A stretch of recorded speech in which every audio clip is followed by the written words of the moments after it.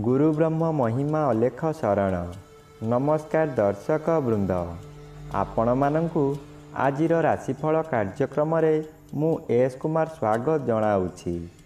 प्रतिदिन निजर राशिफल जानिबा पाई गुरुकृपा यूट्यूब चैनल को सब्सक्राइब करंतु और पाखरे थिबा बेल आइकन को प्रेस करी ऑल नोटिफिकेशन ऑन करी दियंतु, जहा फलरे आमे जेतेबेले वीडियो अपलोड करिवो प्रथमे आपण वीडियो देखि पारिबे।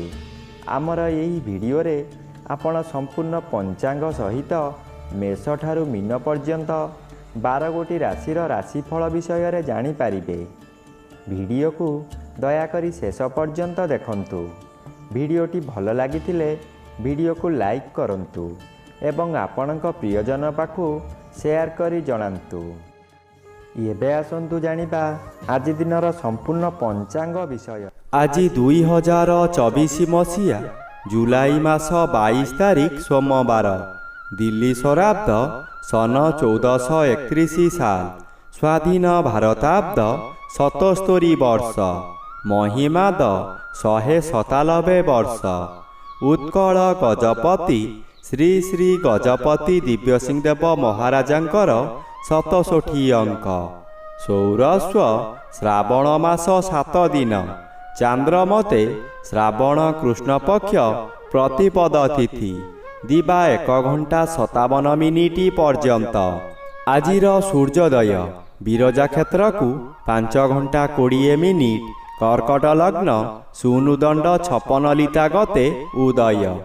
आजिर सूर्यास्त विरजा क्षेत्र को 6 घंटा 21 मिनिट, मकर लग्न सुनुदंड 51 लिता गते अस्त। आज मकर चंद्र 60 दंड, श्रवणा नक्षत्र रात्रि 12 घंटा 9 मिनिट पर्यंत। आज जन्मित शिशुर मकर राशि शूद्रवर्ण देवगण, रात्रि 12 घंटा 9 मिनिट गते दानवगण।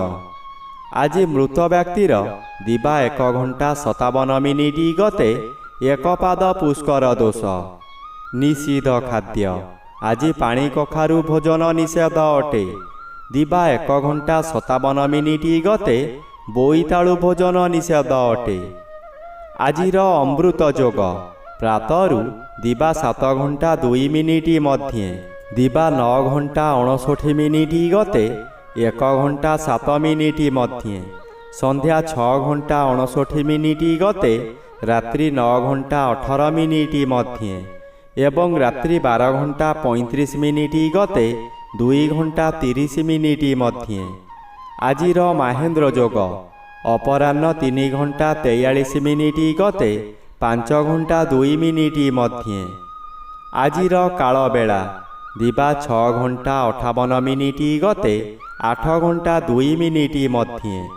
आजिर 12 बेला दिबा 2 घंटा 1 मिनिट गते अपराह्न 3 घंटा 50 मिनिट मध्ये। आजिर काल रात्रि रात्रि 10 घंटा 26 मिनिट गते 1 घंटा 54 मिनिट मध्ये। आजिर राहु काल सकाळ 7 घंटा 30 मिनिट ठारू 9 घंटा मध्यरे।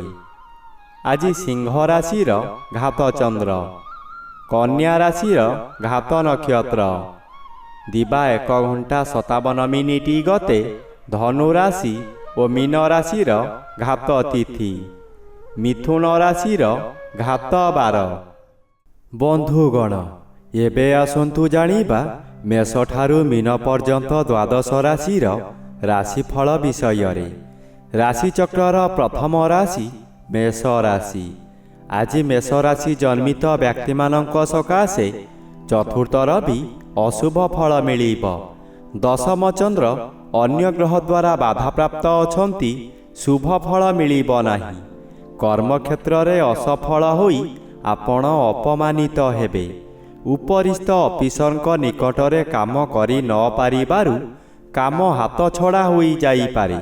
सहकर्मी माने परिहास करिबे, आपण दुखरे भांगी पड़िबे। विशेष करी मां को सह भूल बुझामणा कारणरू आपणकर बहु क्षति हेब। आपण जहा चाहिबे ताहा करि पारिबे नाही। राशि चक्रर द्वितीय राशि वृष राशि। ଆଜି ବୃଷ ରାଶି ଜନ୍ମିତ ବ୍ୟକ୍ତିମାନଙ୍କ ସକାଶେ ନବମ ଚନ୍ଦ୍ର ବାଧାପ୍ରାପ୍ତ ଅଛନ୍ତି। ଅଶୁଭ ଫଳ ପ୍ରଦାନ କରିବେ ନାହିଁ। ପୂର୍ବରୁ ଯାହା ଚାହୁଁଥିଲେ ତାହା ପୂରଣ କରି ଆନନ୍ଦ ପାଇବେ। ସାଙ୍ଗସାଥୀମାନଙ୍କଠାରୁ ପ୍ରଶଂସା ମିଳିବ। ପରିବାରର ଗୁରୁଜନମାନେ ଆଶୀର୍ବାଦ କରିବେ। ଦୈବୀ କୃପା ଠିକ୍ ସମୟରେ ମିଳିବ। ତୃତୀୟର ବି ବାଧାପ୍ରାପ୍ତ ଅଛନ୍ତି। ଅର୍ଥ ଆସିବ ବୋଲି ଅନାଇ ବସିଥିବେ। ଆପଣଙ୍କ ଆଶା ଆଶାରେ ହିଁ ରହିଯିବ। ନିଜର ସ୍ୱାଧୀନତା ହରାଇ ବସିବେ। ଚାକିରି କ୍ଷେତ୍ରରେ ଅପମାନିତ ହୋଇପାରନ୍ତି। ଏବେ ଆସନ୍ତୁ ଜାଣିବା ରାଶିଚକ୍ରର ତୃତୀୟ ରାଶି ମିଥୁନ ରାଶି ବିଷୟରେ। ଆଜି ମିଥୁନ ରାଶି ଜନ୍ମିତ ବ୍ୟକ୍ତିମାନଙ୍କ ସକାଶେ ଦ୍ୱିତୀୟର ବି ବାଧାପ୍ରାପ୍ତ ଅଛନ୍ତି। ଅଶୁଭ ଫଳ ପ୍ରଦାନ କରିବେ ନାହିଁ। କିନ୍ତୁ ଅଷ୍ଟମ ସ୍ଥାନରେ ଚନ୍ଦ୍ର ଗୋଚର କରୁଛନ୍ତି ଓ ଘାତବାର ଥିବାରୁ ଅତି ଅଶୁଭ ଫଳ ମିଳିବ। ଏହି ସମୟରେ ଆପଣ ଯେଉଁ ସ୍ଥାନକୁ ଯିବେ ସେଠାରେ କଳହ ହେବ। ବିଭିନ୍ନ ପ୍ରକାର କ୍ଷତି ହୋଇ ଆପଣଙ୍କର ମଥା ବିଚଳିତ ହୋଇଯିବ।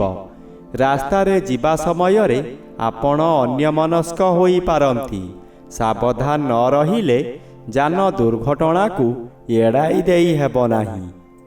ଏବେ ଆସନ୍ତୁ ଜାଣିବା ରାଶିଚକ୍ରର ଚତୁର୍ଥ ରାଶି କର୍କଟ ରାଶି ବିଷୟରେ। ଆଜି କର୍କଟ ରାଶି ଜନ୍ମିତ ବ୍ୟକ୍ତିମାନଙ୍କ ସକାଶେ ଜନ୍ମର ବି ବାଧାପ୍ରାପ୍ତ ଅଛନ୍ତି ଓ ସପ୍ତମ ସ୍ଥାନରେ ଚନ୍ଦ୍ର ଗୋଚର କରୁଥିବାରୁ ଆପଣଙ୍କର ପ୍ରତ୍ୟେକ ଦିଗରୁ ଶୁଭ ଫଳ ମିଳିବ। ଏହି ସମୟରେ ଚାକିରି ନ ପାଉଥିବା ବ୍ୟକ୍ତି ଚାକିରି ପାଇପାରନ୍ତି। ଚାକିରି କରୁଥିବା ବ୍ୟକ୍ତିମାନଙ୍କର ପଦୋନ୍ନତି ହୋଇପାରେ। ବ୍ୟବସାୟ କରୁଥିବା ବ୍ୟକ୍ତି ଅଧିକ ବ୍ୟବସାୟକୁ ବୃଦ୍ଧି କରିପାରନ୍ତି। ଉତ୍ତମ ରୂପେ ବ୍ୟବସାୟ ଚାଲିବ। ଆଶାଠାରୁ ଅଧିକ ଲାଭ କରିବେ।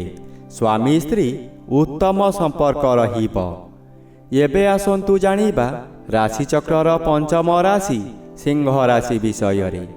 ଆଜି ସିଂହ ରାଶି ଜନ୍ମିତ ବ୍ୟକ୍ତିମାନଙ୍କ ସକାଶେ ଦ୍ୱାଦଶ ରବି ଅଶୁଭ ଓ ଆଜି ଘାତଚନ୍ଦ୍ର ଭୋଗ ହେଉଥିବାରୁ ଅତି ଅଶୁଭ ଫଳ ମିଳିବ।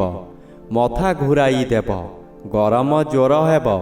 ଟିକେ ଟିକେ କଥାରେ ରାଗିଯାଇ ନିଜର ବହୁ କ୍ଷତି କରି ପକାଇବେ। ରାଗରେ ଘର ଛାଡ଼ି ଚାଲି ଯାଇପାରନ୍ତି। କିନ୍ତୁ କଥାରେ ଅଛି ଯୁଆଡ଼େ ଯା କର୍ମ ଘେନି ବୁଲୁଥାଅ। ଘର ଛାଡ଼ି ଯିବା ଦ୍ୱାରା ନିଜର ବହୁ କ୍ଷତି ସହିବେ। ବ୍ୟବସାୟ ମାନ୍ଦା ହୋଇଯିବ। ଆର୍ଥିକ ସ୍ଥିତି ଦୋହଲିଯିବ। କରଜଦାତାମାନେ ଅଡ଼ି ବସିବେ ଅର୍ଥ ନେବା ସକାଶେ। ଏବେ ଆସନ୍ତୁ ଜାଣିବା ରାଶିଚକ୍ରର ଷଷ୍ଠ ରାଶି କନ୍ୟା ରାଶି ବିଷୟରେ। ଆଜି କନ୍ୟା ରାଶି ଜନ୍ମିତ ବ୍ୟକ୍ତିମାନଙ୍କ ସକାଶେ ପଞ୍ଚମ ଚନ୍ଦ୍ର ଅନ୍ୟ ଗ୍ରହ ଦ୍ୱାରା ବାଧା ପାଉଥିବାରୁ ଆପଣଙ୍କ ପୂର୍ବ ରୋଗରୁ ସାମୟିକ ଭାବରେ ମୁକ୍ତି ମିଳିବ। ମନରେ ଆଶାର ଆଲୋକ ଦେଖାଦେବ। ଆପଣ ଆଜି ଯାହାକୁ ଯାହା କହିବେ ତାହା ବେଦରଗାର ହେବ। ଏକାଦଶର ବି ବାଧାପ୍ରାପ୍ତ ଅଛନ୍ତି ଓ ଘାତ ନକ୍ଷତ୍ର ଅଶୁଭ। ପୂର୍ବରୁ କରିଥିବା ଆଶା ଆଶାରେ ହିଁ ରହିଯିବ। ଆର୍ଥିକ କଷ୍ଟ ଭୋଗିବେ। ବାଧ୍ୟ ହୋଇ ଜୁଆ ଲଟେରୀ ଖେଳିବେ ଓ ତହିଁରେ ବିପୁଳ ଅର୍ଥହାନି ହେବ। ଏବେ ଆସନ୍ତୁ ଜାଣିବା ରାଶିଚକ୍ରର ସପ୍ତମ ରାଶି ତୁଳା ରାଶି ବିଷୟରେ। ଆଜି ତୁଳା ରାଶି ଜନ୍ମିତ ବ୍ୟକ୍ତିମାନଙ୍କ ସକାଶେ ଦଶମର ବି ବାଧାପ୍ରାପ୍ତ ଅଛନ୍ତି। ଶୁଭ ଫଳ ପ୍ରଦାନ କରିବେ ନାହିଁ। ଚତୁର୍ଥ ସ୍ଥାନରେ ଚନ୍ଦ୍ରଗୋଚର କରୁଛନ୍ତି। କୃଷ୍ଣପକ୍ଷ ହେତୁ ବେଶୀ ବିଚଳିତ ଲାଗିବ ନାହିଁ। ଧୈର୍ଯ୍ୟର ସହିତ ଆଗକୁ ଆଗକୁ ମାଡ଼ିଯିବେ। ଅର୍ଥ ଆସିବାର ବାଟ ଫିଟିଯିବ କିନ୍ତୁ ତକ୍ଷଣାତ୍ ମିଳିବ ନାହିଁ। ଚତୁର୍ଥ ସ୍ଥାନ ବିଦ୍ୟା ଓ ମାତୃସ୍ଥାନ ହୋଇଥିବାରୁ ମାତୃ ସହିତ କିଛି କଥା କଟାକଟି ହୋଇପାରେ। ବିଦ୍ୟାର୍ଥୀମାନେ ବିଦ୍ୟାରେ ଉନ୍ନତି କରିବେ। ଏବେ ଆସନ୍ତୁ ଜାଣିବା ରାଶିଚକ୍ରର ଅଷ୍ଟମ ରାଶି ବିଛା ରାଶି ବିଷୟରେ। ଆଜି ବିଛା ରାଶି ଜନ୍ମିତ ବ୍ୟକ୍ତିମାନଙ୍କ ସକାଶେ ତୃତୀୟ ଚନ୍ଦ୍ର ଅନ୍ୟ ଗ୍ରହ ଦ୍ୱାରା ବାଧାପ୍ରାପ୍ତ ଅଛନ୍ତି। ଶୁଭ ଫଳରେ ଭଟା ପଡ଼ିଯିବ। ନବମ ରବି ଅଶୁଭ। ହେବା କାମ ଆପଣଙ୍କର ହେବ ନାହିଁ। ଯେଉଁ ଅର୍ଥ ଆସିବାର ଥିଲା ତାହା ସ୍ଥଗିତ ରହିଯିବ। କାମରେ ବିଳମ୍ବ ଦେଖାଦେବ। ଅଚାନକ କାହା ସହିତ କଳହ ହେବା କିଛି ଅସମ୍ଭବ ନୁହେଁ। ମନବଳ ଭାଙ୍ଗିଯିବା କାରଣରୁ ଦୁର୍ବଳ ଅନୁଭବ କରିବେ। ଶରୀର ମାନ୍ଦା ଲାଗିବା କାରଣରୁ ଆପଣ ଶୋଇ ରହିବେ। ସମୟ ଅଯଥାରେ ବର୍ବାଦ ହେବ। ସ୍ୱାମୀ ସ୍ତ୍ରୀ ହେଉ କିମ୍ବା ନିଜ ସହକର୍ମୀମାନଙ୍କ ସହ ହେଉ କିଛି ଅପ୍ରୀତିକର ପରିସ୍ଥିତି ଉପୁଜିବ। ଏବେ ଆସନ୍ତୁ ଜାଣିବା ରାଶିଚକ୍ରର ନବମ ରାଶି ଧନୁ ରାଶି ବିଷୟରେ। ଆଜି ଧନୁ ରାଶି ଜନ୍ମିତ ବ୍ୟକ୍ତିମାନଙ୍କ ସକାଶେ ଦ୍ୱିତୀୟ ସ୍ଥାନରେ ଚନ୍ଦ୍ରଗୋଚର କରୁଛନ୍ତି। ଅଶୁଭ ଫଳ ମିଳିବ। ଆପଣ ବହୁ ସମାଲୋଚନାର ଶିକାର ହୋଇପାରନ୍ତି। ଆପଣ ଯେଉଁ କାର୍ଯ୍ୟ କରିବେ ତହିଁରେ ପ୍ରତ୍ୟେକ ବ୍ୟକ୍ତି ପ୍ରବଳ ବିରୋଧ କରିବେ। ଏହି ସମୟରେ ଆପଣଙ୍କର ନାସା କର୍ଣ୍ଣ ଚକ୍ଷୁ ଆଦିରେ ଆଘାତ ଲାଗିପାରେ। ସାମାନ୍ୟ କଥାରେ ଆପଣ ଉତ୍ତେଜିତ ହୋଇଯିବେ। ନିଜ ଜିଦ୍ ରଖିବାକୁ ଯାଇ ବହୁତ ଅର୍ଥହାନି କରିବେ। ପରିବାର ଲୋକମାନେ ଆପଣଙ୍କୁ ବିରୋଧ କରିବେ। ଏବେ ଆସନ୍ତୁ ଜାଣିବା ରାଶିଚକ୍ରର ଦଶମ ରାଶି ମକର ରାଶି ବିଷୟରେ। ଆଜି ମକର ରାଶି ଜନ୍ମିତ ବ୍ୟକ୍ତିମାନଙ୍କ ସକାଶେ ଶ୍ରୀଚନ୍ଦ୍ର ବାଧାପ୍ରାପ୍ତ ଅଛନ୍ତି। ଶୁଭ ଫଳ ମିଳିବ ନାହିଁ। ପ୍ରତ୍ୟେକ କାର୍ଯ୍ୟରେ ଆପଣଙ୍କୁ ବିରୋଧ ଆସିବ। ପେଟ ଗଣ୍ଡଗୋଳ ହେବ। ଭଲ ଭଲ ଖାଦ୍ୟ ପ୍ରସ୍ତୁତ କରିଥିବେ କିନ୍ତୁ ନିଜେ ଭୋଜନ କରିପାରିବେ ନାହିଁ। ନୂତନ ପୋଷାକ ଆଣିବେ। କୌଣସି କାରଣରୁ ଆପଣ ବିଦେଶକୁ ଗ୍ରସ୍ତ କରିବେ, ତାହା ପରିଧାନ କରିପାରିବେ ନାହିଁ। ଦିବସ ସାରା ଖାଲି ଦିବା ସ୍ୱପ୍ନ ଦେଖିବେ। ସତର୍କ ଓ ସାବଧାନ ନ ରହିଲେ ନିଜେ ନିଜର ବହୁ କ୍ଷତି କରି ବସିବେ। ଏବେ ଆସନ୍ତୁ ଜାଣିବା ରାଶିଚକ୍ରର ଏକାଦଶ ରାଶି କୁମ୍ଭ ରାଶି ବିଷୟରେ। ଆଜି କୁମ୍ଭ ରାଶି ଜନ୍ମିତ ବ୍ୟକ୍ତିମାନଙ୍କ ସକାଶେ ଦ୍ୱାଦଶ ସ୍ଥାନରେ ଚନ୍ଦ୍ରଗୋଚର କରୁଛନ୍ତି। କୃଷ୍ଣପକ୍ଷ ହେତୁ କିଛି ଶୁଭ ଫଳ ମିଳିବ। କୌଣସି ଦୂର ସ୍ଥାନକୁ ଯାତ୍ରା କରିବାର ଥିଲେ ନିର୍ଭୟରେ ଯାତ୍ରା କରନ୍ତୁ। ଫଳପ୍ରଦ ନିଶ୍ଚୟ ହେବ। ଆଜି ପ୍ରାୟତଃ ପଦଯାତ୍ରା ଆପଣଙ୍କ ପକ୍ଷେ ଶୁଭଙ୍କର ହେବ। ଆୟ ପରିମାଣରେ କିଛି ଉନ୍ନତି ଆସିବ। ବ୍ୟବସାୟରେ ସଂଯତ ରହିଲେ ଓ ମିଠା କଥାମାନ କହିଲେ ଭଲ ଆୟ ହେବା ସହିତ ଗରାଖ ସହିତ ଭବିଷ୍ୟତ ସକାଶେ ବ୍ୟବସାୟ ଭଲ ହେବ। ଏବେ ଆସନ୍ତୁ ଜାଣିବା ରାଶିଚକ୍ରର ଦ୍ୱାଦଶ ବା ଶେଷ ରାଶି ମୀନ ରାଶି ବିଷୟରେ। ଆଜି ମୀନ ରାଶି ଜନ୍ମିତ ବ୍ୟକ୍ତିମାନଙ୍କ ସକାଶେ ଏକାଦଶ ସ୍ଥାନରେ ଚନ୍ଦ୍ରଗୋଚର କରୁଥିବାରୁ ଆପଣ ଯାହା ଚାହିଁବେ ତାହା କରିପାରିବେ। ଆପଣ ବହୁଦିନରୁ ଯେଉଁ କାର୍ଯ୍ୟ ସକାଶେ ଅପେକ୍ଷା କରିଥିଲେ ତାହା ଏହି ସମୟରେ ନିଶ୍ଚୟ ପୂରଣ ହେବ। କୌଣସି ଅଫିସରଙ୍କ ସାକ୍ଷାତ ପାଉନଥିଲେ, ଆଜି ତାଙ୍କ ସହିତ ସାକ୍ଷାତ ହେବ। ତାଙ୍କ ସହଯୋଗରେ ଆପଣ ବହୁ ନୂତନ କାମ ପାଇ ଉପକୃତ ହେବେ। ଆପଣଙ୍କର ବ୍ୟବସାୟ ସୁଚାରୁ ରୂପେ ଚାଲିବ। ଭବିଷ୍ୟତ ସକାଶେ ଧନ ସଞ୍ଚୟ ହେବ।